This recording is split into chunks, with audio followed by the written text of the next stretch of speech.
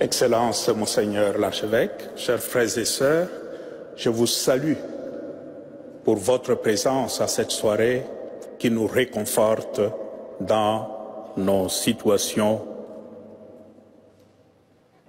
Je suis ici comme témoin, mais témoin des tribulations d'un peuple, mon peuple,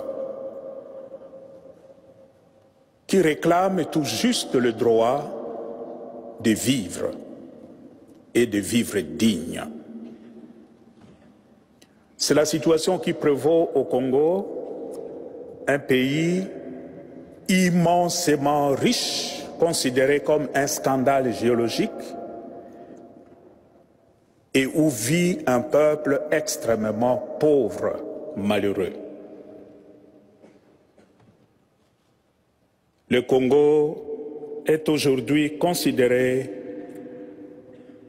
comme cet homme qui descendait de Jérusalem à Jéricho, il tomba entre les mains de brigands qui le dépouillèrent, le rouèrent de coups et s'en allèrent, le laissant à demi-mort. Face à cette situation, le peuple qui souffre ne sait plus vers quel saint se tourner. L'Église, dans ces contextes d'obscurité pour le peuple, apparaît comme source de lumière et d'espérance. L'Église catholique a constaté au Congo que le malheur du peuple est dû tout simplement au mauvais cœur de l'homme.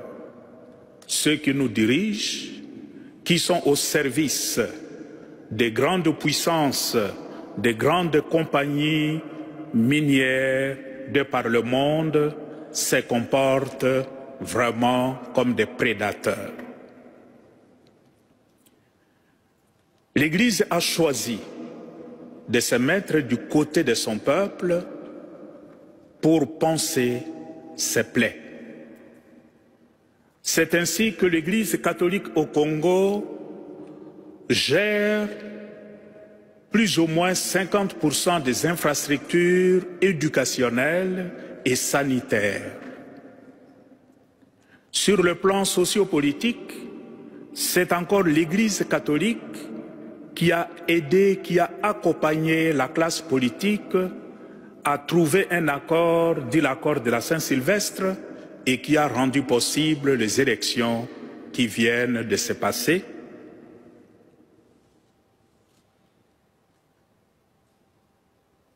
Cette situation, ces choix de l'Église lui attirent énormément d'ennuis.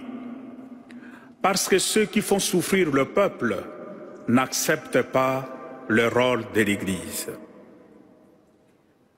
Nous avons enregistré l'année passée plusieurs morts lors des manifestations pour la démocratie des hommes, des femmes et des enfants qui réclamaient juste le droit d'aller voter. L'attitude de l'Église est motivée par cette conviction que la foi est d'abord un engagement, et un engagement aux côtés de ceux qui souffrent, aux côtés de ceux qui sont déconsidérés, aux côtés de ceux qui crient leur détresse vers le Seigneur. Et le Seigneur écoute plus le cri plaintif des malheureux que la belle musique des puissants de ce monde.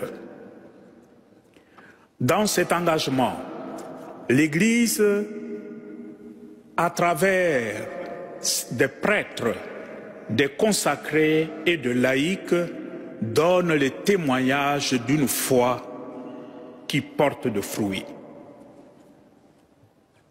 Beaucoup de sang ont coulé au Congo et vous avez entendu dans la présentation des jeunes filles qui sont tuées devant nos églises, des enfants qui sont tués tout simplement parce qu'au nom de leur foi, ils réclament le droit de vivre en tant qu'un être humain de vivre comme Dieu le veut.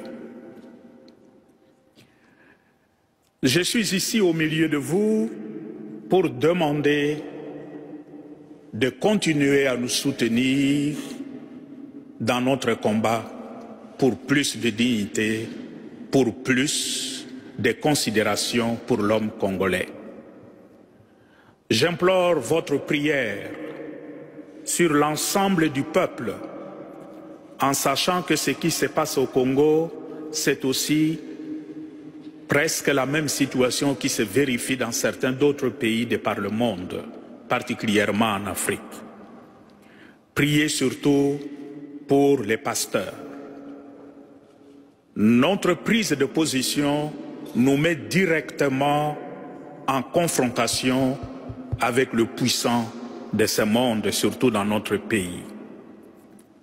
Parce que notre foi nous dit, quelle que soit la longueur de la nuit, le jour finira par se lever.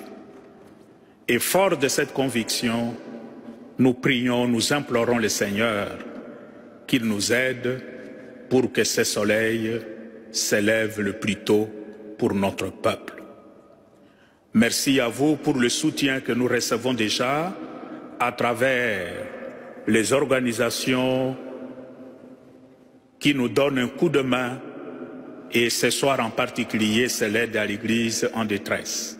C'est une façon d'aider vos frères et sœurs qui vivent ces tribulations à cause du mauvais cœur de l'être humain. Merci.